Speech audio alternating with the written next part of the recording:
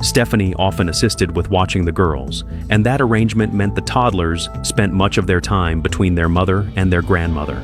On the surface, the arrangement appeared stable and practical, a mother and grandmother working together to raise two small children. However, Susan's family life carried a history that was far more complicated than that simple picture suggested. Before living with her mother and raising the girls on her own, Susan had been married to Timothy Connor Hale, the father of both children. Their marriage had once tied the family together, but by the time the story began unfolding, the relationship had already ended, and the separation had not been a quiet or simple one.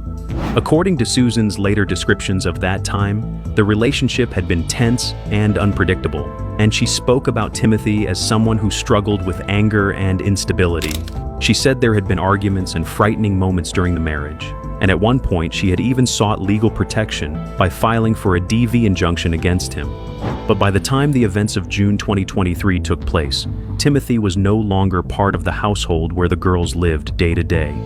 The children still had connections to his side of the family, but their everyday environment had shifted to the home Susan shared with her mother. Life, however, had not stood still for Susan after the separation. At some point after the marriage ended, she had begun seeing someone new, a man named Dylan Thompson. For Susan, the relationship with Thompson appeared to be another step in rebuilding her life while raising two small children.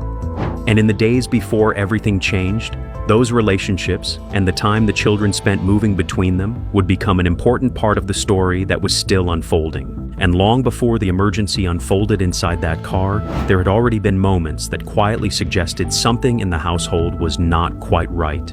One of the earliest concerns centered around an injury involving one of the children's arms, and at first glance it seemed like the kind of accident that happens frequently with toddlers. However, long before the emergency inside the car shocked everyone involved, there had already been a moment that quietly raised questions about what was happening in the children's lives.